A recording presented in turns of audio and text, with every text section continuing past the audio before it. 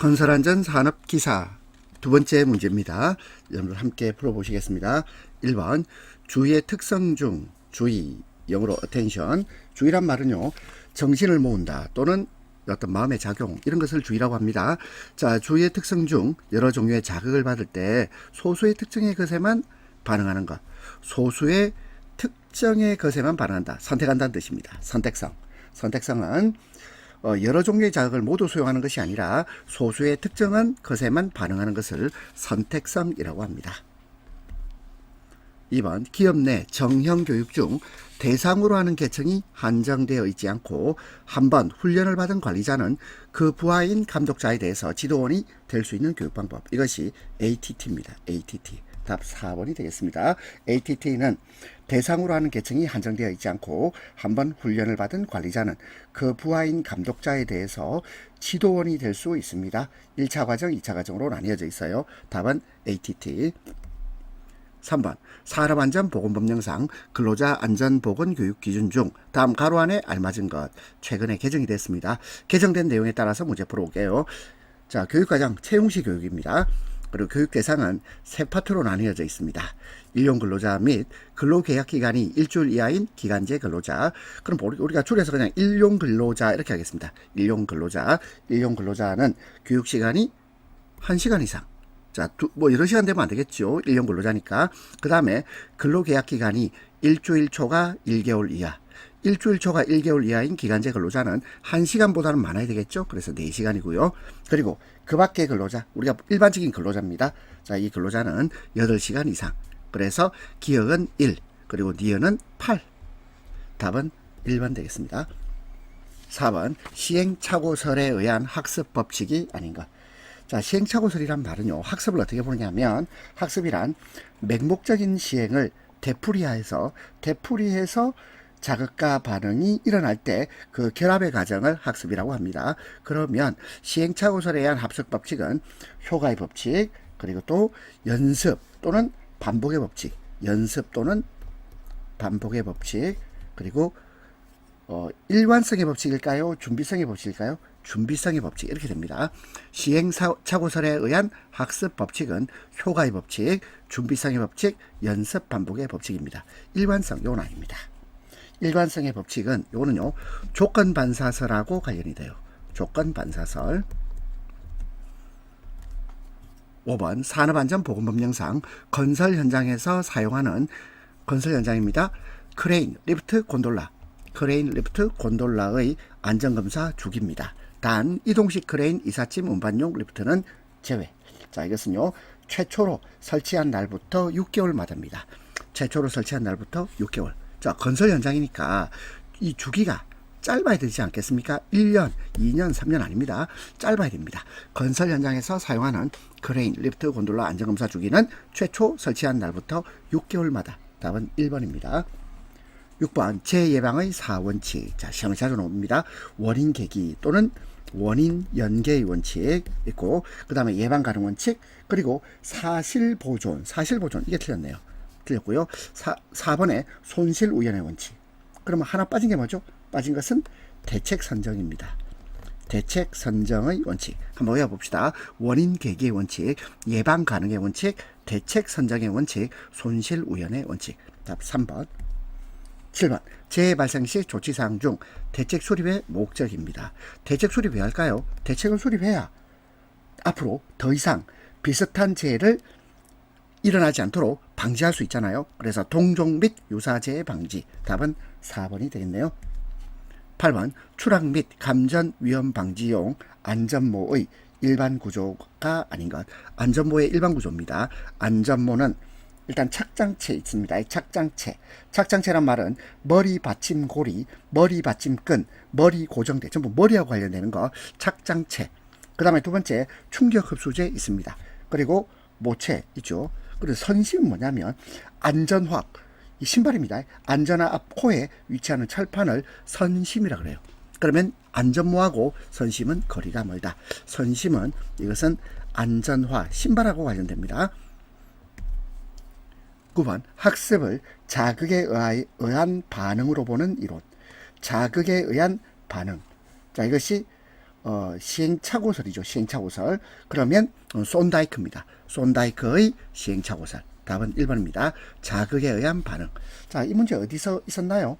아까 4번 문제 보니까 비슷한 문제 있었죠. 시행착오설. 시행착오설, 손다이크. 손다이크 시행착오설은, 시행착오설이 뭐라 그랬습니까? 이것은 학습을 맹목적인 시행을 되풀이하는 가운데 자극과 반응의 결합의 과정, 이걸 학습이라고 했습니다.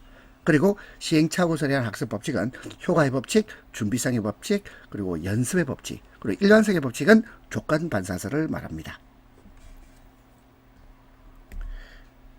자, 그래서 이제 우리는 9번 학습을 자극에 의한 반응으로 보는 이론, 손다이크의 시행착오설 답 1번입니다. 10번 세이프티 스코어에 대한 설명, 틀린 것입니다.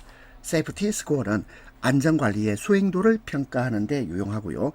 2번 기업의 산업재해에 대한 과거와 현재의 안전 성적을 비교 평가한 점수로 단위가 없습니다. 3번 세이프티 스코어가 플러스 2.0, 플러스 2.0 이상, 이것은 안전관리가 과거보다 좋아졌다가 아니고 심각하게 나빠졌음.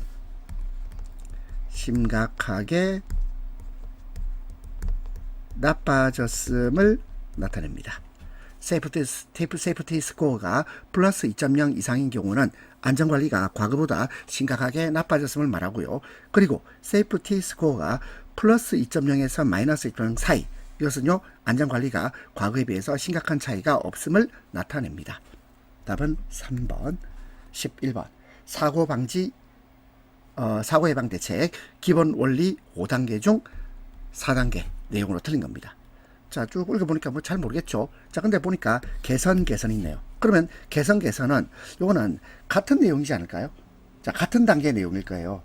자, 그리고 분석이 있고 조정이 있습니다. 우리가 조정을 하려면 분석부터 해야죠. 따라서 이 작업 분석이 2단계입니다. 2단계고, 그리고 인사조정, 그리고 기술 개선, 교육 및 훈련 개선은, 자, 이게 4단계가 됩니다. 그래서 4단계 내용으로 틀린 것은 답은 2번입니다. 12번 위험 예지 훈련 4R, 4R이며 4R 방식 중 각 라운드별 내용 연결이 옳은 것입니다. 1번 1라운드 목표 설정이 아니고 현상 파악입니다.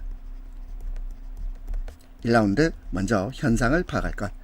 2라운드 본질 추구, 이게 답입니다. 3라운드는 대책 수립, 대책을 수립합니다. 그리고 4라운드는 목표 설정입니다. 자, 그러면 위험 예지 훈련 4라운드 방식, 자, 4R, 4R 어떻게 해도 상관없습니다. 4라운드 방식 중 각 라운드별 내용 연결이 옳은 것. 1라운드는 현상 파악, 2라운드 본질 추구, 3라운드는 대책 수립, 4라운드는 목표 설정. 자, 그래서 이걸 두 문자를 따볼까요? 현, 본, 대, 목. 이렇게 두 문자로 딸 수 있습니다. 현본, 대목. 1라운드 현상 파악, 2라운드 본질 추구, 3라운드 대책 수립, 4라운드 목표 설정. 현본, 대목. 자, 답은 2번. 13번 400명 근로자 휴업일수 127일 중대재해 한 건 발생 강도율. 자, 이때 1일 8시간 연 300일 근무 조건. 자, 그러면 우리는 강도율을 구해야 됩니다. 강도율 구하는 공식, 이거는요 연근로 총시간수 또 뭐 총 연근로 시간수 이렇게 되고요. 총이 앞에 있어도 되고 뭐 중간에 있어도 됩니다. 연근로 총시간수 분해, 그리고 분자에는 근로 손실 일수 해서 요걸 정리하면 되는데, 근데 요걸 정리할 때 강도율이기 때문에 곱하기 1000을 해줘야 됩니다. 곱하기 1000을 해줘야 되겠습니다. 자, 그럼 식을 정리해 볼까요? 식을 정리하면 연근로 총시간수는 일단 인원수 봐야 됩니다. 인원수. 그리고 1일 8시간, 그리고 연 300일 근무 조건. 그러면 400명, 그리고 1일 8시간, 그리고 연 300일. 이걸 차례차례 곱해주면 됩니다. 연근로 총시간수는 400명, 8시간, 300명. 300일. 400명, 8시간, 300일. 이렇게 하고, 근로손실 일수는 휴업일수가 127일이죠. 127 곱하기 자, 1년이 365일이고 그 중에서 연 300일 근무 조건이니까 365분의 300 이렇게 하고 곱하기 1000을 하면 됩니다. 자, 그러면 근사값이 약 0.108 해서 0.1이라고 하든 0.11이라고 하든지 그렇게 하면 되겠죠? 답은 2번 됩니다. 자, 다시 보겠습니다. 400명, 휴업일수 127일, 중대재해 건수 1건, 강도율, 그리고 1일 8시간, 연 300일 근무조건. 그러면 강도율 공식은 연근로 총시간 수분의 근로손실일수 곱하기 1000인데 연근로 총시간수는 인원수 400명, 1일 8시간, 연 300일, 400명, 8시간, 300일, 400 곱하기 8 곱하기 300. 그리고 근로손실일수는 휴업일수가 127일인데 이것이 365일분의 300일이 근무 조건이죠. 자, 그렇게 해서 곱하기 1000 이거 정리하면 되겠습니다. 14번 산업안전보건법령 여기 오서났네요. 법령상 산업안전보건법령상 관리감독자의 업무 내용이 아닌 것입니다. 1번 해당 작업에 관련되는 기계 기구 또는 설비의 안전보건점검 및 이상유무 확인. 자, 이 확인 관리감독자의 업무 맞습니다. 2번 해당 사업장 산업보건의 지도 조언에 대한 협조도 관리감독자의 업무입니다. 3번 위험성 평가를 위한 업무에 기인하는 유해 위험 요인의 파악 및 그 결과에 따라 개선 조치의 시행. 자, 이것도 관리 감독자의 업무. 그 다음에 4번 작성된 물질 안전 보건 자료의 게시 비치에 관한 보자 및 조언 지도. 이것은 보건 관리자의 업무가 되겠습니다. 보건 관리자의 업무입니다. 답은 4번이 되겠네요. 15번 산업안전보건법령상 안전보건 표지 중 지시 표시사항입니다. 지시는 원형이죠. 원형. 답은 2번 되겠습니다. 사각형은 주로 안내입니다. 안내. 그리고 원형 있죠. 원형이 지시. 그 다음에 삼각형은 경고. 마른 모형 이것도 경고죠. 그럼 어떤 차이가 있냐면 마른 모형은 요거는 화학물질에 대한 경고가 마른 모형, 그 밖에 경고가 삼각형이 됩니다. 그리고 이제 지시 표시사항은 원형이 되겠습니다. 16번 안전심리의 5대 요소입니다. 안전심리의 5대 요소. 자, 이거 우리 예전에 공부해 본 적 있는가요? 안전심리 5대 요소 하면 자, 외운다 그랬죠. 기습 감동 이렇게 외웁니다. 자, 기가 뭘까요? 기질, 습은 두 개입니다. 습관도 있고 그리고 또 습성도 있어요. 습관, 습성, 기습. 감은요, 감정, 동은 동기. 그래서 기습, 감동. 안전심리의 5대 요소 기습, 감동인데 기질, 습관, 습성, 감정, 동기. 그러면 5대 요소에 해당하는 거죠? 바로 답이 보이네요. 1번 기질입니다. 17번 헤드십의 반대말이 뭘까요? 리더십이라고 보면 되겠죠. 리더십하고 비교해 봅니다.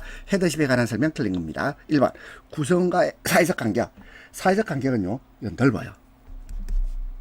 사회적 간격이 넓다 무슨 말이죠? 친하지 않다 이 말입니다. 서로 인간적인 유대관계가 덜한 거예요. 사회적 간격이 넓습니다. 구성과의 사회적 간격이 넓다. 답 바로 1번이네요. 2번 지위 형태가 권위주의적입니다. 그리고 권한 부여는 조직부터 위임을 받고요. 그리고 권한 귀속은 공시가 된 규정에 의합니다. 이것이 헤드십. 구성과의 사회적 간격이 넓은 것이 헤드십. 그래서 구성끼리 서로 친하지 않다 이런 뜻이에요. 인간적인 유대관계가 적습니다. 18번 메슬로우의 욕구 단계 5단계 있죠. 5단계. 자, 뭘까요? 생, 안, 사, 존, 자, 생리적 욕구, 안전에 관한 욕구, 사는 사회적 욕구, 존은 존경의 욕구, 자는 자아실현의 욕구가 되겠습니다. 생안사 존자. 자, 외워볼까요? 생안사 존자, 심리적 욕구는 해당 사항이 없다. 메슬로우의 욕구 단계로는 생리적 욕구, 안전의 욕구, 사회적 욕구, 존경의 욕구, 자아실현의 욕구인데 앞단계 욕구가 충족돼야 다음 단계로 나갈 수 있는 겁니다. 답은 4번. 19번 학생이 마음속에 생각하고 있는 것을 외부에 구체적으로 실현하고 형상하기 위하여 자기 스스로가 계획을 세운다. 계획. 이걸 합시다. 프로젝트. 프로젝트, 계획을 세워서 수행하는 학습 활동으로 이루어지는 학습 지도 형태. 자, 프로젝트란 단어는 알입니다. 여기 있네요. 프로젝트 메서드 구환법입니다. 답은 3번. 1번에 케이스 메서드 하면 케이스가 번역하면 뭐죠? 사례 연구법입니다. 2번 패널 디스커션. 자, 패널 디스커션은 자, 패널과 청중으로 나누어서 패널 간에 먼저 토론하고 그리고 질의응답을 받는 겁니다. 그 다음에 4번에 문제법, 프로블럼. 문제법은 뭐냐면 유의미한 문제를 중심으로 학습을 시키려는 방법을 문제법이라고 합니다. 자, 근데 학생 스스로가 계획을 세운다. 구환법입니다. 프로젝트 메서드. 20번 부하의 행동에 영향을 주는 리더십 중에서 조언, 설명, 보상 조건을 제시한다. 조언, 설명, 보상 조건을 제시하면서 행동을 이끌어내는 거죠. 뭐 하는 거죠? 설득. 따라서 답은 4번입니다. 21번 체계 분석 및 설계에 있어서 인간공학의 가치와 거리가 먼 것. 인간공학의 가치, 이건 무슨 말일까요? 인간공학의 존재 이유.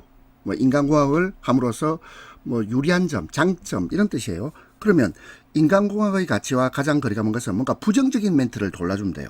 여기 있네요. 이용률의 감소. 인력 이용률의 감소가 아니고 이것은 증가 또는 향상이라고 해야 되겠죠. 그래서 성능의 향상, 수용도 향상, 그리고 손실 감소. 자, 손실이 감소되면 좋은 거잖아요. 근데 이용률이 감소되면 안 되겠죠. 인력 이용률의 향상, 증가가 되겠습니다. 답은 2번.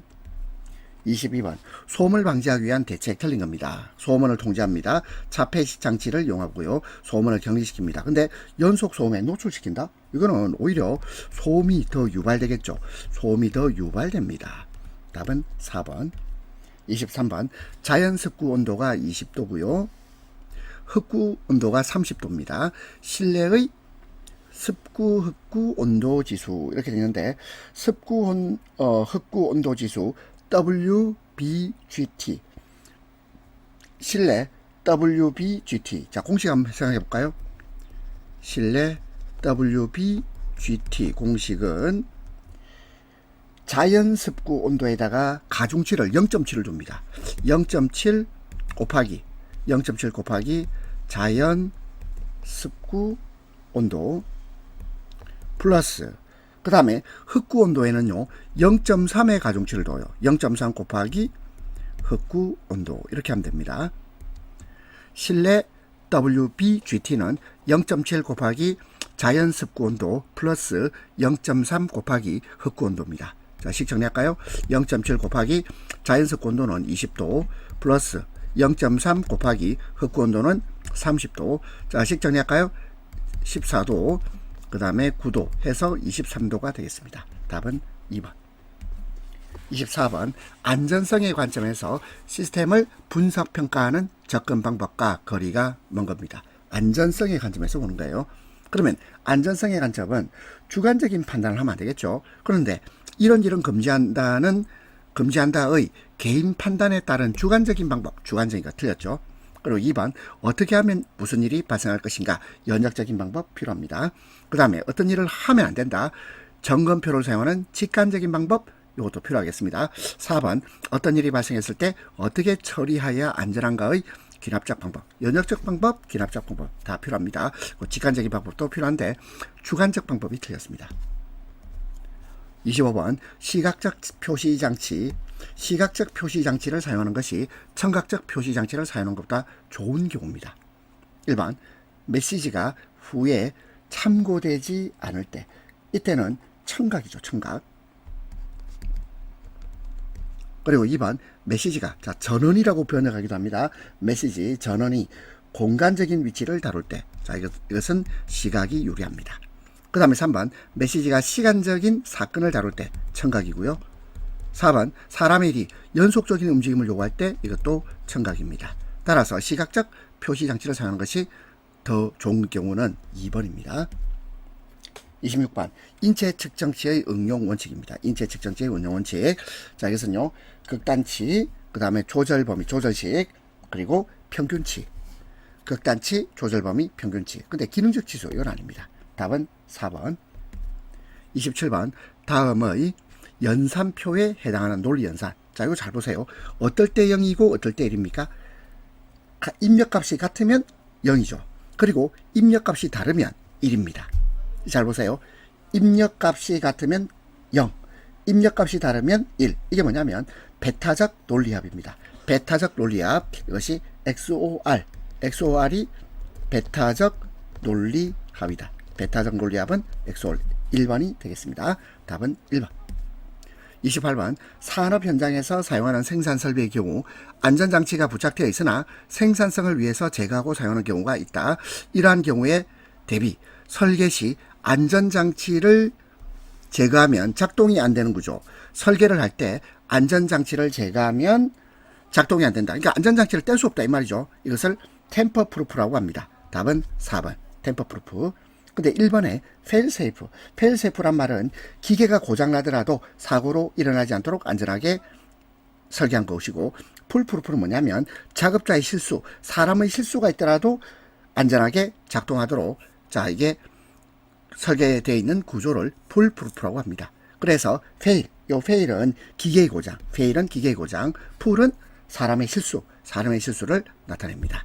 자, 근데 안전장치를 제거하면 작동이 안 되는 구조 템퍼 프루프입니다. 답은 4번. 29번 항공기 위치 표시장치 설계 원칙에서 다음 보기의 설명. 항공기의 경우 일반적으로 이동 부분의 영상은 고정된 눈금이나 좌표계에 나타내는 것이 바람직하다. 이것이 양립적 이동입니다. 양립적 이동. 답은 2번이 되겠습니다. 30번 시스템 안전 프로그램 계획 SSPP에서 완성해야 할 시스템 안전 업무에 속하지 않는 겁니다. 완성해야 할 시스템 안전 업무. 1번 정성 해석 필요합니다. 정성 해석은 이거는 사고 가능성 위험 요소를 정성적으로 평가한다. 자, 정성이란 말은 숫자로 나타내서 수치화할 수 없다 이런 말이에요. 그리고 운용 해석 필요합니다. 시스템 운용 시 예상되는 위험과 안전 문제를 해석하는 것을 운용 해석이라고 합니다. 근데 3번에 경제성 분석, 이건 하지 않습니다. 그리고 4번 프로그램 심사에 참가. 그래서 프로그램 심사를 참가하는 것, 이것도 필요하겠죠? 답은 3번입니다. 31번 휘도의 척도 단위가 아닌 것. 1번에 FC. FC가 뭐냐면 풋캔들. 풋캔들이라고 하는데요. 요거는요, 조도 단위입니다. 조도. 그래서 소요 조명을 나타낼 때 조도 단위로 사용되는 겁니다. 그에 비해서 2번 FL, 요거는 풋 램버트. 요거는 휘도 단위가 맞습니다. 그리고 3번에 요거는 뭐냐면 밀리 램버트. 요것도 휘도 단위고, 4번에 칸델라 퍼 제곱미터. 요것도 휘도 단위입니다. 그래서 휘도의 척도 단위는 2번, 3번, 4번. 요거는 전부 휘도 단위가 되겠고, 그에 비해서 1번 풋캔들은 조도 단위입니다. 답은 1번입니다. 32번 선형 조종장치를 16cm 공개했을 때 선형 표시장치가 4cm 움직였다면 CRB. 자, 이 CRB 구하는 공식은 요거는 표시장치의 이동거리 분의 조종장치의 이동거리입니다. 조종장치의 이동거리를 말한다. 표시장치 이동거리 얼마죠? 4cm 4. 조종장치 이동거리는 16cm 16. 4분의 16. 따라서 답은 4가 되겠습니다. 답 3번. 33번 신체 반응의 척도 중 생리적 스트레스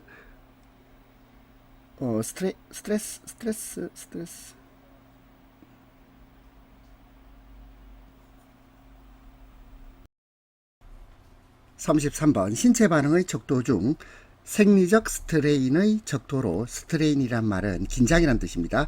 생리적 긴장의 척도로 신체적 변화의 측정 대상에 해당하지 않는가. 일반 혈압. 자, 우리가 생리적 긴장을 받으면, 또는 긴장이 느껴지면 혈압이 오릅니다. 부정맥, 심박수, 이 다 생리적 스트레인하고 관련이 있어요. 근데 혈액성분은 생화학적 측정 요소지 생리적 스트레인의 척도가 아닙니다. 따라서 답 3번. 34번 10시간 설비 가동 시 10시간 설비 가동합니다. 그때 설비 고장으로 인하여 1시간 정지했다면, 그러면 설비 고장으로 정지된 시간은 1시간입니다. 이때 설비 고장 강도율은, 자, 분모의 설비 가동 시간 설비 가동 시간 분의 분자는요 설비 고장 정지 시간 해서 자 이게 곱하기 100 하면 퍼센트가 되고 곱하기 100을 안 하면 그러면 뭐 0. 얼마 이렇게 되겠죠. 자 봅시다. 설비 가동 시간 얼마죠? 10시간. 10시간. 설비 고장 정지 시간은 1시간. 10분의 1입니다. 10분의 1, 0.1이죠. 자, 10분의 1, 0.1. 이걸 퍼센트로 나타내면 곱하기 100을 하면 되니까 곱하기 100을 하면 그러면 10%가 되겠네요. 답은 3번. 35번. 인간공학적 부품 배치의 원칙입니다. 인간공학적 부품 배치 원칙. 일반 신뢰성. 자, 신뢰성이 아니고 이것은요. 기능별 배치. 기능별 배치의 원칙입니다. 그 다음에 2번 사용 순서의 원칙, 그리고 사용 빈도의 원칙, 그리고 중요성의 원칙. 기능별 배치, 사용 순서, 사용 빈도, 중요성의 원칙이 되겠습니다. 신뢰성 아닙니다. 36번 근골격계 질환의 인간공학적 주요 위험 요인과 가장 거리가 먼 겁니다. 1번 과도한 힘. 자, 이거 위험 요인 됩니다. 부적절한 자세, 위험 요인. 단순 반복 작업하면 피로가 쌓이죠. 위험 요인이 돼요. 근데 고온 환경이 아니고 이것은 저온의 환경일 때 더 위험하죠. 답은 3번.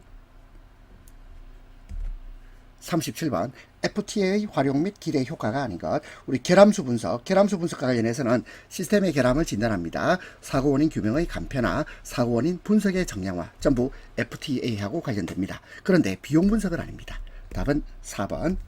38번 시스템 안전을 위한 업무 수행 요건이 아닌 것입니다. 1번 안전활동의 계획 및 관리 필요하죠. 다른 시스템 프로그램과 분리 및 배제가 아니고 조정이 이루어져야 됩니다. 조정.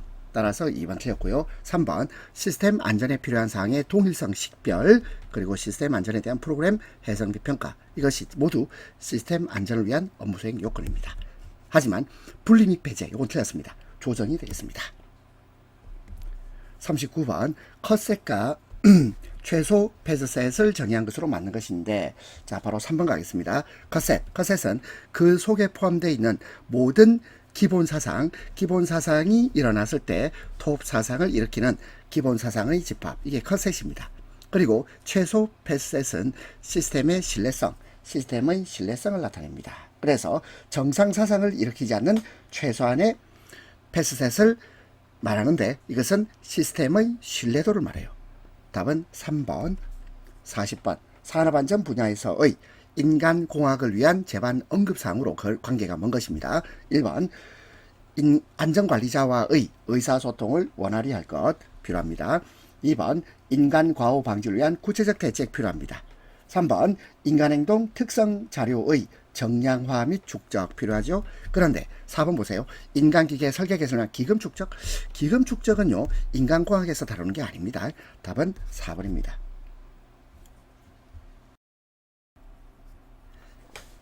41번 평판 제하 시험용 시험기구와 거리가 먼 것입니다.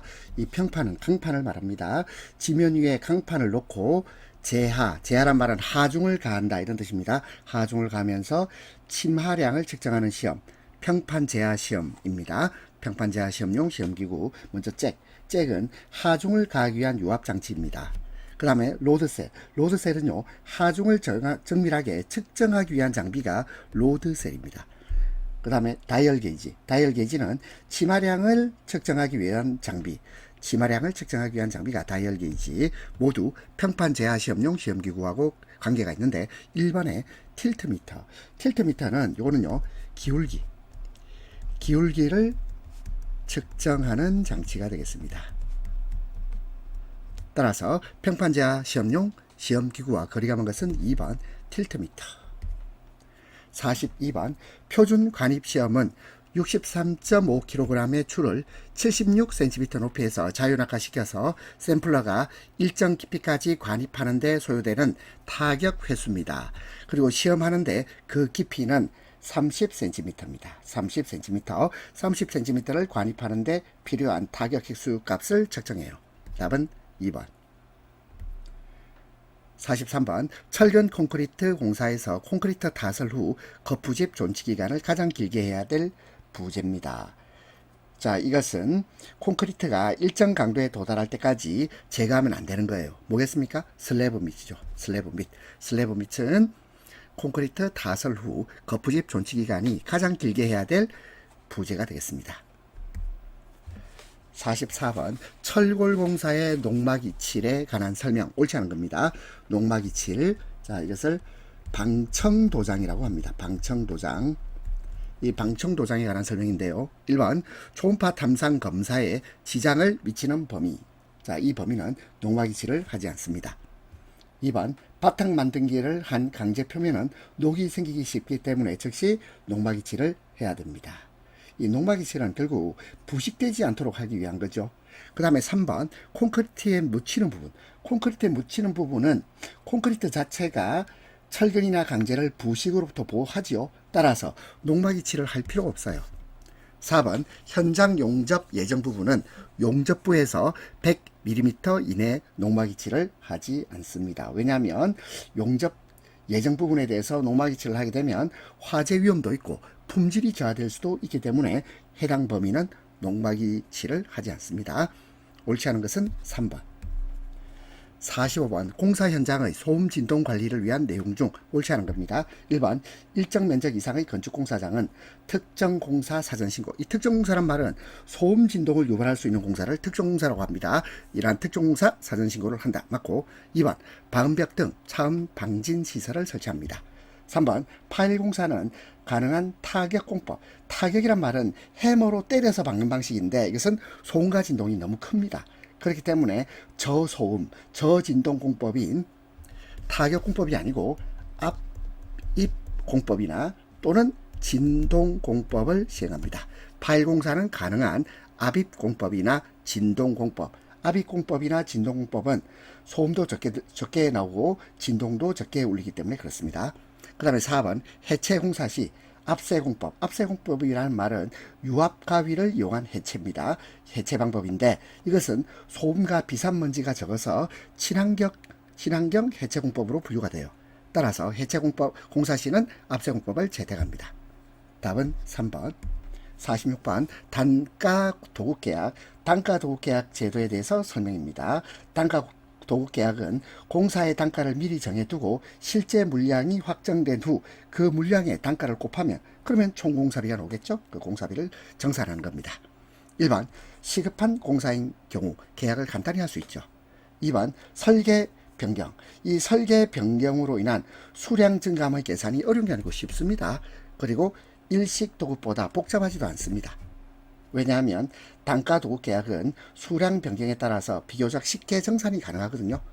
그 다음에 3번 공사비가 높아질 염려가 있다. 이 말의 의미는 뭐냐면 공사 물량이 증가하면 그러면 전체 공사비도 증가할 수 있다는 뜻이고요. 4번 총 공사비를 예측하기 어렵습니다. 왜냐하면 물량이 유동적이기 때문에 그렇습니다. 그래서 이 단가 도급 계약 제도는 들어간 물량에다가 곱하기 단가를 곱하면 그러면 뭐가 되죠? 총 공사비를 산정할 수 있는 것인데 이 물량 자체가 유동적이에요. 물량 자체가 유동적이죠. 그리고 물량이 증가하면 그러면 공사비도 증가하겠네요. 공사비가 높아질 염려 있죠. 그렇죠? 그리고 다만 설계 변경으로 인한 수량 증감의 계산 이건 쉽습니다. 일식 도급보다 복잡하지 않지요. 답은 2번이고요. 47번 철골 부재의 절단 및 가공 조립에 사용되는 기계의 선택 잘못된 겁니다. 1번 메탈 터치 부위 가공. 이것은 페이싱 머신. 자, 페이싱 머신은 결국 면을 평탄하게 가공할 때 사용하는 기계입니다. 그래서 맞닿은 철골 부재 면을 정밀하게 가공할 수 있거든요. 메탈 터치 부위 가공입니다. 1번 맞고 2번 형광류 절단. 이 절단은 헤크쇼. 헤크쇼가 뭐냐면 이게 소형 절단기예요. 소형 절단기로 절단하면 되겠습니다. 3번 판재류 절단. 이것은 플레이트 쉐어링기로 절단하면 되겠죠. 4번 볼트 적합부 구멍 가공의 로터리 플레이너. 로터리 플레이너는 이거는요 평면을 깎는 기계입니다. 평면을 깎는 기계인데 구멍을 가공할 때는 적절치 않겠죠. 적절치 않습니다. 구멍 가공은 자 이것은 드릴링 머신이나 또는 펀칭 머신으로 가공하는 게 좋겠습니다. 그러면 잘못된 것은 4번입니다. 48번 콘크리트 타설 후 콘크리트의 소요 강도를 단기간에 확보하기 위해서 고온고압에서 양생하는 방법. 이것이 오토클레이브 양생입니다. 답은 4번. 오토클레이브 양생은 콘크리트를 고온과 고압 상태에서 단시간에 소요 강도를 확보하기 위해서 사용하는 양생 방법이고요.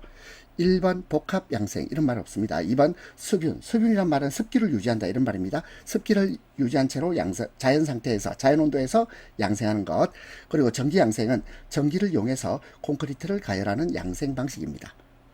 그런데 48번처럼 콘크리트의 소요 강도를 단기간에 확보하기 위해서 고온 고압에서 양생하는 방법은 오토클레이브 양생. 답 4번. 49번 거푸집 박리제 시공 시 유의사항입니다. 이 박리제는 콘크리트와 거푸집이 들러붙지 않도록 도와주는 화학물질을 말합니다. 1번 박리제가 철근에 묻어도 되는데 묻으면 안 되죠. 왜냐하면 묻으면 부착 강도에 영향을 미칩니다. 부착력이 저하되겠죠. 따라서 충분히 도포한다 이 말 다 틀렸네요. 2번 박리제 도포 전에 거푸집 면에 청소를 해야 되겠죠. 청소를 합니다. 3번 콘크리트 색조에는 영향이 없는지 확인 후 사용하고 4번 콘크리트 타설 시 거푸집의 온도 및 탄력 시간을 준수해야 됩니다. 옳지 않은 것은 1번. 50번 슬럼프 저하 등 워커빌리티 변화가 생기기 쉬우며. 슬럼프가 뭐죠? 슬럼프는 유동성 이렇게 생각하면 됩니다. 유동성을 말한다. 그리고 워커빌리티 하면 이것은 작업성. 유동성이 나빠지고 있어요. 저하되고 있어요. 작업성에 변화가 생기기 쉽습니다. 그리고 동일 슬럼프를 얻기 위해서는 단위 수량이 많다. 이 수량할 때 수가 물 숫자예요. 물 숫자. 단위 수량이 많다. 이 말은 많은 물을 넣어야 된다. 이 말이에요. 물을 많이 넣어야 돼요. 그러면 콜드 조인트가 생기게 되는 문제점이 있습니다. 콜드 조인트란 말은 콘크리트가 한 덩어리로 되지 못하는 이연부를 말합니다. 콜드 조인트입니다. 콜드 조인트가 생기기는 문제점을 갖고 있는 콘크리트는 이것은 여름에 만들어지는 여름에 타설되는 콘크리트. 그래서 이 서자가 이게 여름 서자입니다. 한자로 서가 여름이란 뜻이에요. 여름서. 그러면 서중 콘크리트. 그러면 겨울철 콘크리트는 뭘까요? 한중 콘크리트라고 하면 되겠죠. 겨울철 타설되는 콘크리트는 한중 콘크리트, 여름철 타설되는 콘크리트는 서중 콘크리트.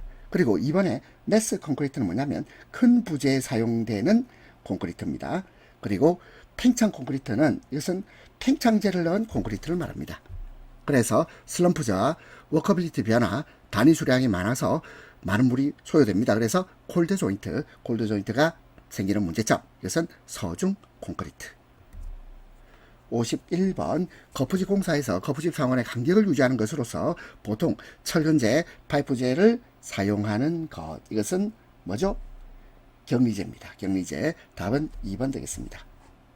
1번의 데크플레이트는 철근 콘크리트 슬래브 바닥 거푸집 용으로 사용하는 금속 판재를 말합니다. 그리고 2번에 격리제가 거푸집 사이의 간격을 일정하게 유지하기 위해서 사용하는 부재를 격리제라고 합니다. 3번 박리제는 거푸집과 콘크리트가 들러붙는 것을 방지하기 위한 윤활용 오일을 박리제.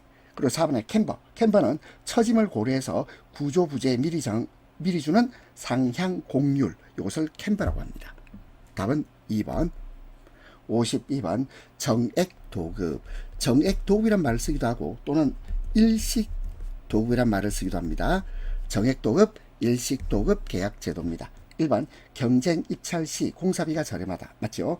왜냐하면 정액도급제는 전체 공사에 대해서 사전에 정한 총액으로 계약하는 방식이기 때문에 공사비가 상대적으로 저렴합니다. 경쟁 입찰을 하면.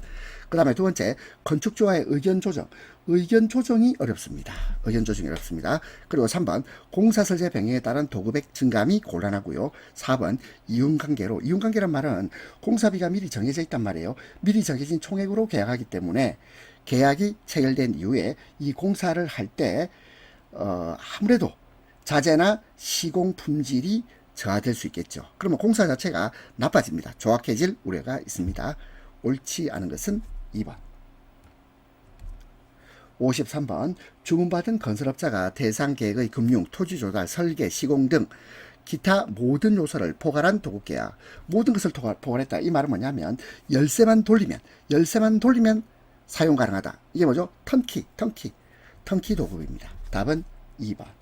1번에 실비정산 보수가산, 이 말은 실비정산, 실제 발생한 비용, 실제 발생한 비용을 정산해 줍니다. 그리고 보수가산, 보수를 더해서 대가를 정산하는 방식을 실비정산 보수가산 도급이라고 하고, 2번에 턴키도급이 답이고요. 3번에 정액도급은 공사비를 정해진 금액으로 계약하는 방식. 4번에 공동도급, 이것은 2개 이상의 시공사가 공동으로 참여해서 도급계약을 수행하는 겁니다. 이것은 대형 프로젝트에서 활용되죠. 답은 2번. 54번 건축물의 철근 조립 순서입니다. 철근 조립 순서는 제일 먼저 기초가 있어야 되죠. 기초. 그 다음에 기둥. 기초, 기둥, 벽. 기초, 기둥, 벽. 자, 이렇게 일단 답이 되겠고요. 자, 그 다음에는요. 보입니다. 보. 기둥과 기둥 사이에 연결되어서 상부의 하중을 기둥으로 전달하는 수평 구조 부재를 보라고 합니다. 보. 그 다음 이제 슬랩은 바닥판. 보 위에 얹혀져 있는 바닥판을 슬랩이라고 합니다. 그리고 마지막에 계단. 답은 3번입니다. 55번 말뚝의 이음공법 중 강성이 가장 우수한 방식입니다. 1번의 장부식은 목재 이음 등에 사용되는 것이고요. 2번 충전식은 간관 말뚝의 내부에 콘크리트를 채워 접합하는 방식입니다. 그 다음에 3번의 리백식은 금속 이음 방식. 4번의 용접식은 접합 부위가 일체가 된 거죠. 가장 강성이 큽니다. 그래서 강성이 가장 우수한 방식은 용접식 이음이 되겠습니다. 56번 토공사 시 발생하는 히빙 파괴의 방지 대책으로 가장 거리가 먼 겁니다. 히빙 파괴는 연약 점토 집안에서 굴착 시 흙막이 벽체 뒤의 흙이 굴착 저면으로 솟구치는 현상을 말합니다. 그러면 이에 대한 방지 대책으로 1번 흙막이 벽의 근입 깊이를 늘린다. 근입 깊이를 늘리면 저면에 대한 파괴 장력을 키워서 히빙을 방지할 수 있습니다. 2번 터파기 밑면 아래 지반을 개량한다. 지반을 개량한다는 말은 보강한다는 뜻이에요. 지반을 보강을 하면 그러면 저항력을 증가시킬 수 있겠습니다. 3번 지하 수위를 저하시킨다. 자, 3번이 틀렸습니다. 왜냐하면 지하 수위를 저하시키면 이때는 연약 점토가 더 불안정해질 수 있습니다. 4번 아일랜드 컷 공법을 적용. 아일랜드 컷 공법이란 말은 중앙부를 굴착하지 않고 주변부 가장자리를 먼저 굴착합니다. 이 중앙부가 뭐죠? 이게 아일랜드, 섬이란 뜻이에요. 섬. 아일랜드는 나중에 굴착하는 방식. 아일랜드 컷 공법입니다. 그래서 중량을 부여한다. 이것도 맞는 말이 되겠습니다. 그래서 거리가 먼 것은 3번입니다. 57번 토공사와 관련된 용어에 관한 설명 옳지 않은 겁니다. 1번 간극비. 간극이란 말은 흙의 입자 사이의 빈 공간, 이게 간극인데요. 그러면 흙의 간극 부분의 중량이 아니고 부피입니다. 부피. 그리고 흙입자 부피의 비, 이것이 간극비가 되겠습니다. 2번 겔타임은 약액을 혼합한 후 시간이 경과하여 유동성을 상실하게 되기까지의 시간, 겔타임이 되겠고요. 3번 동결심도는 지표면에서 지하 동결선까지의 길이, 동결심도입니다. 4번에 수동활동면, 수동투합에 의한 파괴 시 토체의 활동면을 수동활동면이라고 합니다. 옳지 않은 것은 1번. 58번 다음 중 건설공사용 공정표 종류에 해당하지 않는 것. 1번 횡선식 공정표 맞겠죠. 네트워크 공정표 맞습니다. 그 다음에 PDM 기법도 이것도 네트워크 공정표의 일종입니다. 그런데 4번에 WBS는 이것은 작업 분할 구조, 이렇게 번역을 하는 것인데, 공사나 프로젝트를 체계적으로 분할해서 작업 항목으로 나눈 작업관리 도구를 WBS라고 하고, 이것은 건설공사용 공정표하고는 거리가 멀어요. 답은 4번입니다. 59번 중용 열 포클랜드 시멘트. 자, 이게 뭐냐면 중용열 포클랜드 시멘트는 시멘트의 수화열을 줄여서 수화시 온도 상승을 완화하도록 제조된 시멘트가 되겠습니다. 보통 대형 구조물이나 매스 콘크리트에 많이 사용됩니다. 그러면 이 중용열 포클랜드 시멘트의 특성은 1번 블리딩 현상이 크게 아닙니다. 작게 일어납니다. 블리딩 현상이라는 말은 뭐냐면 혼합된 물이 분리되어서 위쪽 표면으로 올라오는 현상, 블리딩 현상. 이 중용열 포클랜드 시멘트는 블리딩 현상이 작게 일어납니다. 2번 장기 강도. 그러니까 장기 강도란 말은 장기적으로 더 강도가 높아진다 이런 뜻이에요. 장기 강도. 그리고 내화학성의 확보. 내화학성이란 말은 황산염 등에 대한 저항성이 일반 시멘트보다 더 좋다 이런 뜻이에요. 내화학성 확보에 유리합니다. 3번 모르타르의 공극 충전 효과가 큽니다. 그래서 모르타르의 치밀성에 기여하고요. 그리고 4번에 내침식성 그리고 내구성이 큽니다. 그러면 특성이 아닌 것은 1번입니다. 60번 철근 이염 공법 중 지름이 큰 철근을 이염할 경우 철근의 재료를 절감하기 위해서 활용하는 공법이 아닌 겁니다. 1번 가스 압접 이음. 가스 압접 이음은 고온으로 가열하여 철근 끝단을 압착해서 연결합니다. 재료 절감 되겠죠. 2번 맞댄 용접 이음. 이것은 철근 끝을 맞대고 용접하는 겁니다. 이것도 철근을 절약할 수 있겠습니다. 3번 나사식 커플링 이어. 이것은 철근 양쪽 끝에 나사를 넣어서 커플러로 연결하는 겁니다. 이것도 재료를 절약할 수 있습니다. 4번에 겹친. 겹쳤다는 말 자체가 이것이 겹친 만큼 철근이 중복되어 사용되죠. 재료가 많이 소요됩니다. 답은 4번입니다. 61번 도막방수에 관한 설명입니다. 옳지 않은 것. 도막방수는 액상방수제를 바릅니다. 수작업으로 하는 거죠. 그래서 복잡한 형상에도 시공이 용이합니다. 1번 맞고. 2번 시트 간의 접착이 불완전할 수 있다. 이거는 시트 방수를 말합니다. 3번 내약품성이 우수하다. 도막방수제는 내화학성, 내약품성이 강한 경우가 많습니다. 4번 균일한 두께의 시공이 곤란하다 되어 있는데요. 아까도 말했지만 도막방수는 수작업이라 그랬죠. 수작업이기 때문에 숙련도에 따라서 두께가 일정하지 않을 수 있습니다. 그래서 균일한 두께의 시공이 곤란합니다. 따라서 옳지 않은 것은 2번이네요. 62번 단열 재료 중 무기질 재료가 아닌 것. 무기질 재료의 반대말은 유기질 재료가 되겠네요. 1번 유리면. 유리면은 유리 섬유로 만든 무기질 단열재, 무기질 재료가 맞습니다. 그 다음에 3번 세라믹 섬유. 세라믹 섬유도 고온에 견디는 무기질 재료가 되겠습니다. 그 다음에 4번 암면. 암면은 암석을 고온에서 녹여 만든 무기질 단열재입니다. 그런데 2번 경질 우레탄 폼은 이거는 유기질이죠. 유기질입니다. 유기질 단열재가 되겠습니다. 석유화학 제품을 원료로 해서 만들어집니다. 그리고 가연성이 있기 때문에 화재가 났을 때 경질 우레탄 폼은 화재에 약합니다. 따라서 답 2번.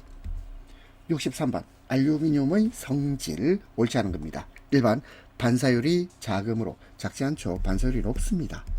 반사율이 높다. 그래서 빛과 열을 잘 반사하기 때문에 열 차단제 또는 단열재로 쓰이죠. 그래서 반사율이 작다 틀렸습니다. 반사율이 높습니다. 그 다음에 2번 독성이 없으면 무치이고 냄새 없죠? 무치이고 위생적입니다. 그래서 위생적 특성이 있기 때문에 조리기구로 많이 사용됩니다. 3번 산과 알칼리에 약합니다. 그래서 콘크리트에 접하는 면에는 방식 처리. 이 방식이란 말은 뭐냐면 부식 방지 이 말이죠. 부식 방지 처리를 요합니다. 부식 방지 처리를 요한다. 4번에 융점이 낮기 때문에 용해 주조도는 좋다. 용해 주조도가 좋다. 이 말은 용해란 말은 잘 녹는다 이 말이고요. 주조란 말은 형태를 만든다 이런 뜻입니다. 용해 주조도는 좋다. 잘 녹고 형태를 만들기 쉽습니다. 하지만 내화성이 부족하다. 그래서 알루미늄의 융점이 낮기 때문에 내화성은 부족합니다.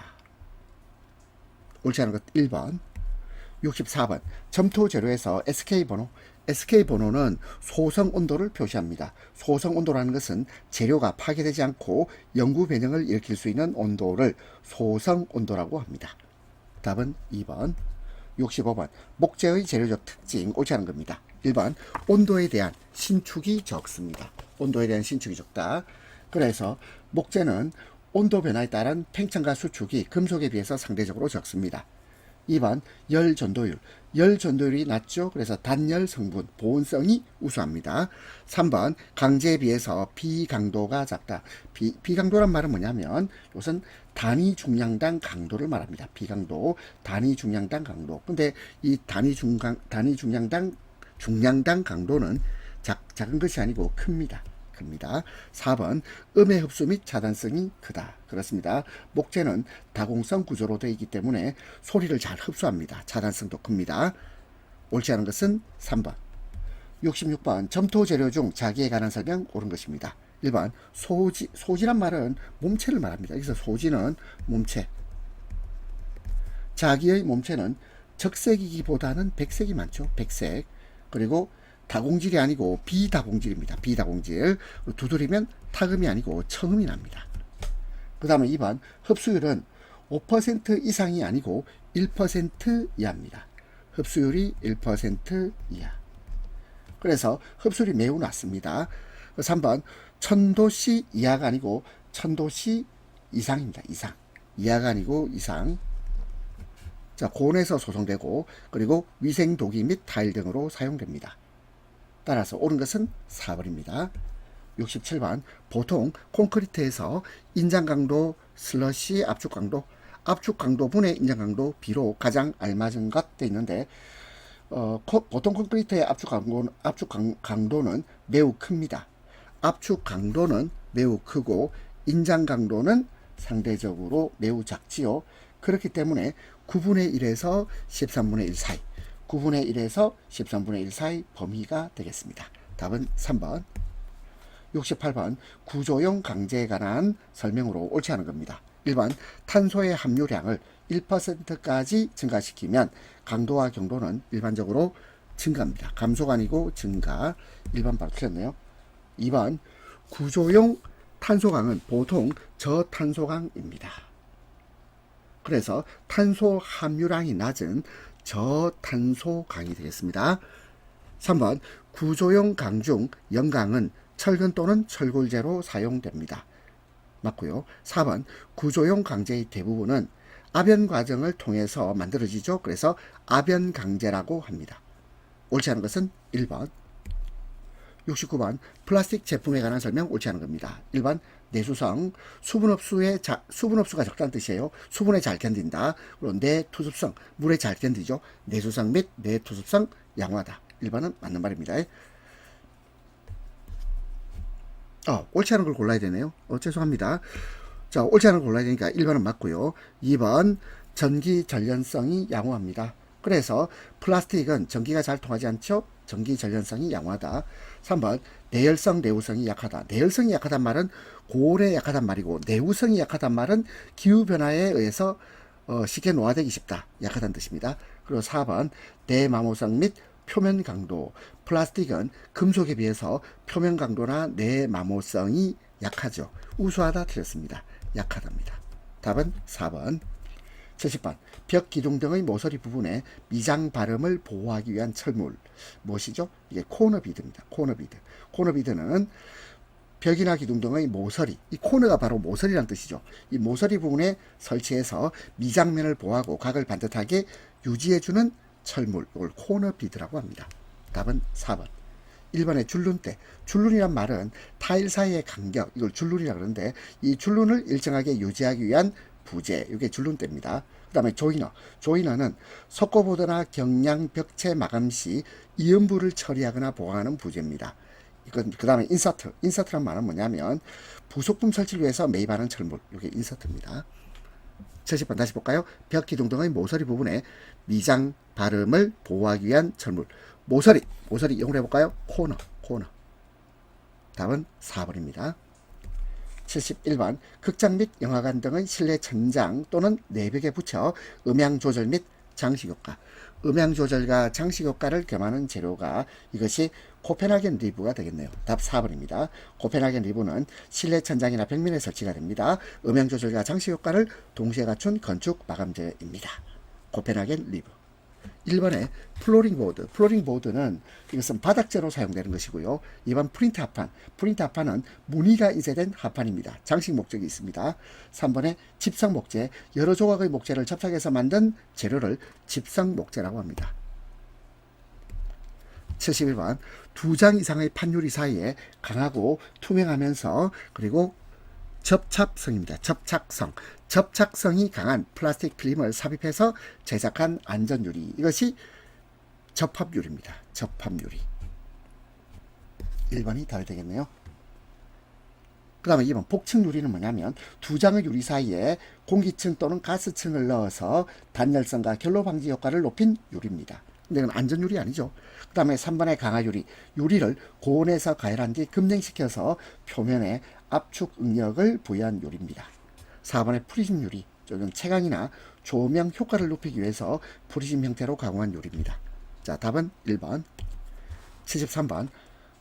보통 벽돌이 적색 또는 적갈색을 띠는 것을 원료 점토 중 무엇을 포함하고 있기 때문에 적색 또는 적갈색을 띱니까? 이것은 산화철 때문에 그렇죠? 답은 1번입니다. 산화철이 포함되어 있기 때문에 점토를 고온에서 소선할 때 산화철이 산화되어서 붉은색 계통의 색상을 띠게 됩니다. 답은 1번 산화철. 74번 프리플레이스드 콘크리트에서 주입용 모르타르에 쓰이는 모래의 조립률 범위. 이것은 1.4에서 2.2입니다. 그리고 조립률이 낮을수록 입자가 곱습니다. 1.4에서 2.2. 75번 도막의 일부가 하지로부터 부풀어 자, 답 났네요. 부풀음이죠. 부풀어 지름이 10mm 되는 것부터 좁쌀거기 또는 미세한 수포가 발생하는 도막 결함을 부풀음이라고 합니다. 부풀음입니다. 1번의 백화. 백화는 도막 표면에 흰색 가루가 생기는 겁니다. 그 다음에 2번 변색, 4번 번짐 다 해당 사항 없죠. 도막 일부가 하지로부터 부풀어 이게 부풀음을 말한다. 76번 돌로마이트 플라스터에 관한 설명 옳은 것입니다. 1번 소석에 비해서 점성이 높습니다. 낮고가 아니고 높고 작업성이 좋습니다. 좋지 않다가 아니고 좋다. 그 다음에 두 번째 여물을 혼합하여. 이 여물은 모래를 말합니다. 여기서는 모래를 혼합하여도 건조 수축이 크기 때문에 수축 균열이 발생되는 결점이 있습니다. 2번이 답이네요. 옳은 것이고 3번 회반죽에 비해서 조기 강도 및 최종 강도가 작다가 아니고 크답니다. 4번 물과 반응하여 경화하는 수경성 재료가 아니고 물이 아니고 이산화탄소. 그리고 이산화탄소 기체죠. 이산화탄소와 반응해서 경화하는 수경성이 아닌 기경성 재료. 돌로마이트 블라스터는 이산화탄소와 반응하여 경화하는 기경성 재료입니다. 옳은 것은 2번. 77번 목재의 함수율에 관한 설명 옳지 않은 겁니다. 1번 약 30% 함수 상태를 섬유 포화점이라고 한다. 맞고요. 그 다음에 2번 목재는 비중과 함수율에 따라 강도와 수축에 영향을 받습니다. 목재는 비중과 함수율에 따라 강도와 수축에 영향을 받는다. 자, 3번 기건 상태. 이 기건 상태는요, 목재 수분이 전혀 없는 상태 아니죠. 기건 상태는 자연 상태에서 공기 중에 두어서 수분이 어느 정도 증발하고 표면은 수분이 없어야 되겠죠. 이걸 기건 상태라 하니까 목재 수분이 전혀 없는 상태. 이것은 절대 건조 상태. 절대 건조 상태라고 하든지 아니면 절건 상태라고 합니다. 절대 건조 상태 또는 절건 상태는 목재 수분이 전혀 없는 상태를 말하고요. 4번의 함수율은 절건 상태인 목재 중량에 대한 함수량의 백분율을 말합니다. 옳지 않은 것은 3번. 78번 시멘트의 분말도에 관한 설명으로 옳지 않은 겁니다. 1번 시멘트의 분말도는 시멘트 입자의 미세함의 정도를 말합니다. 그리고 이 시멘트의 분말도는 단위 중량에 대한 표면적. 1번 맞고요. 2번 분말도가 큰 시멘트일수록 물과 접촉하는 표면적이 증대됩니다. 그래서 수화 반응이 촉진되고요. 3번 분말도 측정은 슬럼프 시험. 슬럼프 시험은 이거는 분말도 측정할 때 슬럼프 시험 하지 않습니다. 왜냐하면 슬럼프 시험은 콘크리트의 워커빌리티, 작업성을 측정하는 시험입니다. 슬럼프 시험은 콘크리트의 워커빌리티를 측정하는 시험이고 분말도 측정하고는 아무 관련이 없다. 그리고 4번 분말도가 지나치게 크면 공기와 접촉하는 면이 많아지죠. 그러면 붕화되기 쉽습니다. 붕화되기 쉽다. 옳지 않은 것은 3번. 79번 석유 아스팔트에 속하지 않는 것. 1번 블론 아스팔트, 2번 스트레이트 아스팔트, 그리고 4번의 컵백 아스팔트 모두 석유 아스팔트입니다. 근데 아스팔타이트는 이것은 천연 아스팔트의 일종입니다. 아스팔타이트는 천연 아스팔트의 일종. 답 3번. 80번 석재를 다듬을 때 쓰는 방법으로 양날 망치로 정다듬한 면을 일정 방향으로 찍어 다듬는다. 정다듬한 면을 일정 방향으로 찍어 다듬는 석재 표면 마무리 방법. 이것이 잔다듬입니다. 잔다듬. 1번이 답입니다. 그 다음에 2번 도드락다듬은 거칠게 돌기가 남도록 하는 마무리를 말합니다. 3번에 혹두기는 돌기 부분을 일부러 남겨둔 형태를 말합니다. 4번에 거친갈기는 대체로 거친 표면을 만드는 작업을 말합니다. 여기서는 1번이 답이 되겠습니다. 81번 흙의 영경도에서 반고체 상태와 소성 상태의 한계를 무엇이라고 합니까? 소성 상태의 한계. 반고체 상태와 소성 상태의 한계. 자, 말을 줄일까요? 소성 한계입니다. 답 2번. 82번 층고가 높은 슬래브 거푸집 하부에 적용하는 무지주 공법을 골라봅시다. 일단 보우빔 맞고요. 2번 철근 일체형 데크 플레이트 그렇습니다. 3번에 페코빔. 자, 이것도 다 무지주 공법입니다. 근데 4번에 솔저 시스템. 자, 솔저 시스템은 거푸집 측압 지지나 흙막이 지보공동에 사용되는 수직면의 거푸집 지지에 사용되는 겁니다. 따라서 솔저 시스템은 이것은 지주 공법으로 되어 있습니다. 지지대가 있단 말이죠. 지지대가 있습니다. 답은 4번. 83번 굴착 작업 시 근로자 위험을 방지하기 위하여 해당 작업장에 대한 사전 조사를 실시하여야 하는데 작업장에 대한 사전 조사입니다. 이 사전 조사 항목에 포함되지 않는 것입니다. 1번 집안의 지하 수위 상태. 자, 조사해 봐야 됩니다. 형상질 및 지층의 상태 조사해 봐야 되고, 굴착기의 이상 아닙니다. 이거는 작업장에 대한 사전 조사죠. 굴착기를 검사하는 건 아닙니다. 4번에 매설물 등의 유무 또는 상태를 조사를 해봐야 됩니다. 작업장에 대한 사전 조사에는 굴착기를 조사하지는 않습니다. 답 3번. 84번 사질토 집안에서 보일링 현상에 의한 위험성이 예상될 경우의 대책입니다. 1번 흙막이 말뚝의 밑둥넣기를 깊게 한다. 맞고요. 굴착 저면보가 깊은 집안을 불투수로 개량한다. 그렇습니다. 3번 굴착 및 두두층에 만든 피트를 제거하는 게 아니라 피트를 오히려 설치를 해야죠. 설치. 자, 피트 설치입니다. 그 다음에 4번 흙막이벽 주위에서 배수시설을 통해서 수도차를 적게 하는 것. 자, 이것도 보일링 현상의 위험성이 예상될 경우의 대책입니다. 틀린 것은 3번. 85번 재료비 30억 원, 직접 농후비 50억 원, 그리고 안전관리비. 자, 우리 안전관리비 구하는 공식을 해볼까요? 자, 일단 재료비에다가 직접 농후비를 더합니다. 재료비에다가 직접 농후비를 더해서 이것을 계산 기준과 곱해줘요. 자, 퍼센트로 나와 있죠? 퍼센트 나와 있으면, 자, 이것을 우리 소수점으로 고쳐주면 되겠죠. 일단 재료비는 30억 더하기 직접 농후비 50억 곱하기 계산 기준 1.97%입니다. 1.97%니까 이거는 대충 계산하면 이렇게 되죠. 2% 아닙니까? 2%. 2%는 0.02죠. 자, 그러면 대충 계산을 해보시면 되겠습니다. 그럼 답은 4번이 되겠네요. 자, 되겠습니까? 아니, 이걸 더하면요 80억 아닙니까? 80억이고 80억에다가 뭘 해야 되냐면 1.97%를 곱해야 돼. 1.97%는 약 2%잖아. 2%는 0.02를 곱하면 80억 곱하기 0.02 하면 그럼 얼마 나옵니까? 한 1억 6천 정도 오잖아요. 근데 1억 6천보다 작잖아. 그럼 답은 1억 5천760만 원.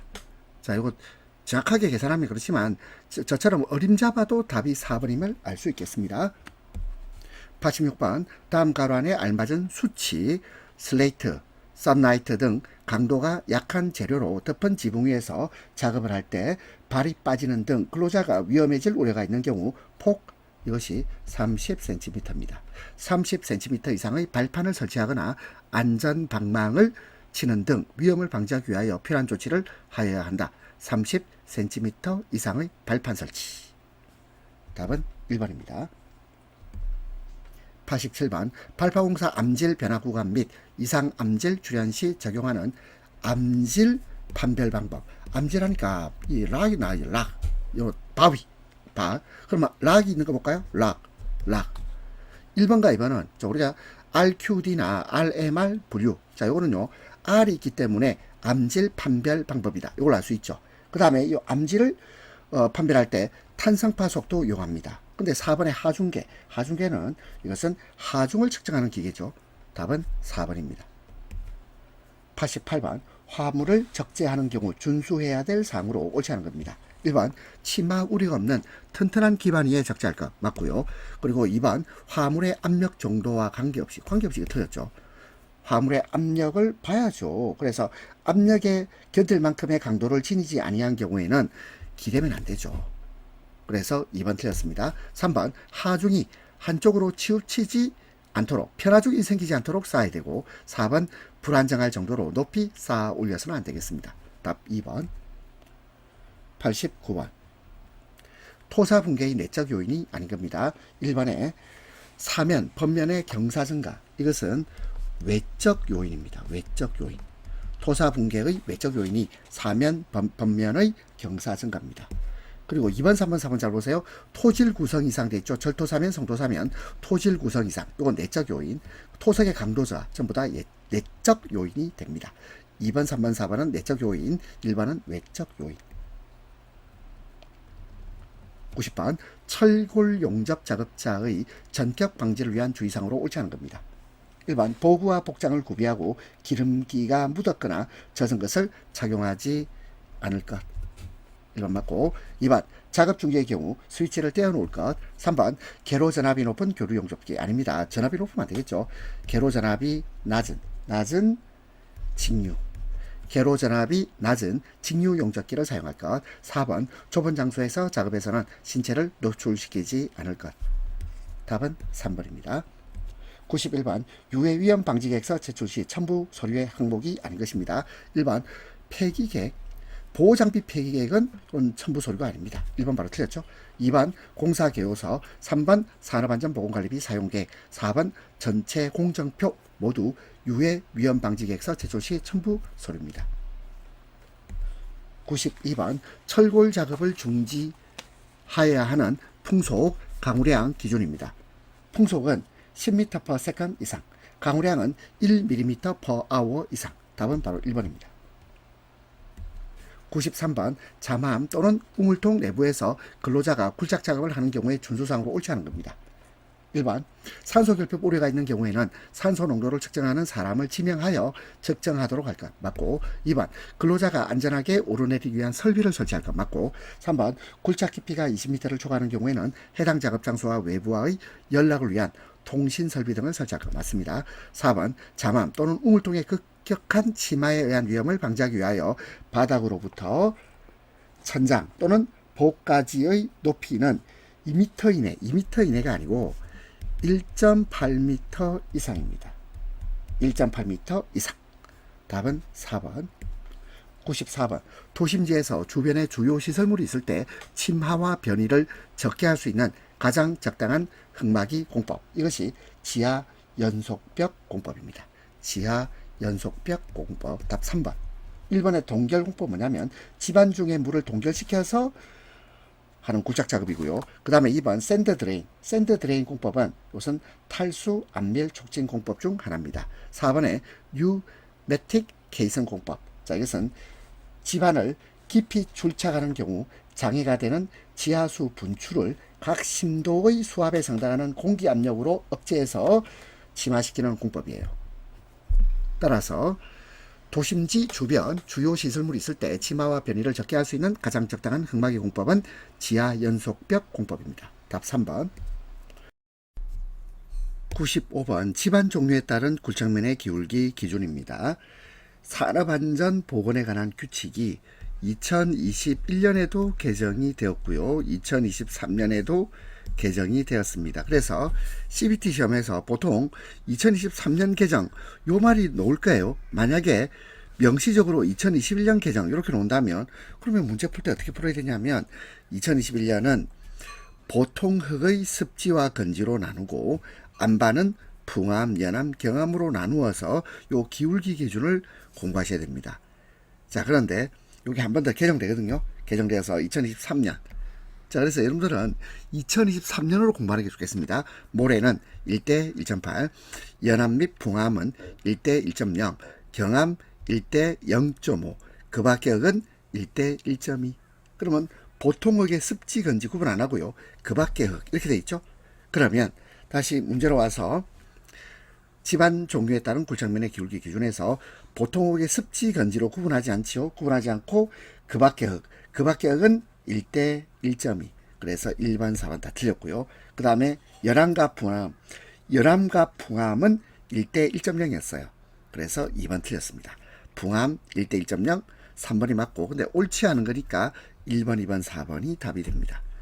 자, 그래서 집안 종류에 따른 굴착면의 기울기 기준은 2023년 산업안전보건 기준에 관한 규칙이 개정되었다. 이걸 기억하시면 좋겠습니다. 그리고 가급적이면 2023년을 기준으로 공부를 하시면 되겠습니다. 6번 다음은 산업안전보건법령에 따른 작업장에서의 투하 설비 등에 관한 사항입니다. 빈칸에 들어갈 내용. 사업주는 높이 땡땡미터, 땡땡미터 할 때 얼마죠? 3m입니다. 3m. 3m 이상인 장소로부터. 여기 보니까 요 미터는 지워버립시다. 왜냐하면 여기 미터가 나와 있네요. 자, 사업주는 높이 3m 이상인 장소로부터 물체를 투하하는 경우 적당한 투하 설비를 설치하거나 감시인을 배치하는 등 위험을 방지하기 위하여 필요한 조치를 해야 됩니다. 높이 3m 이상. 높이 3m 이상.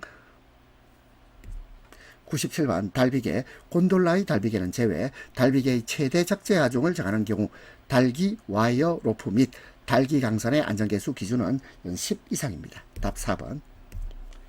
98번 다음은 비계 발판용 목재 재료의 강도상의 결점에 대한 조사 기준입니다. 가로 안에 들어갈 내용. 발판의 폭과 동일한 길이 내에 있는 결점지수 종합이 발판 폭의 4분의 1입니다. 4분의 1. 4분의 1을 초과하지 않을 것. 답 3번. 99번 근로자의 추락 등의 위험을 방지하기 위하여 안전난간을 설치하는 경우 안전난간은 구조적으로 가장 취약한 지점에서 가장 취약한 방법으로 작용하는 얼마 이상의 하중에 견딜 수 있는 튼튼한 구조여야 합니까? 100kg. 답은 2번입니다. 100번 다음 중 쇼벨계 굴착기계. 쇼벨계 굴착기계는 땅을 파는 기계를 말합니다. 1번의 파워 쇼벨 맞고 2번 크램쉘 맞습니다. 4번의 드래그라인 모두 쇼벨계 굴착기계. 근데 3번에 스크레이퍼. 스크레이퍼는 이 트랙터계 기계입니다. 스크레이퍼는 쇼벨계 굴착기계가 아니고 트랙터계 기계가 되겠습니다. 답 3번. 여러분들 100분까지 문제 푸신다고 고생하셨습니다.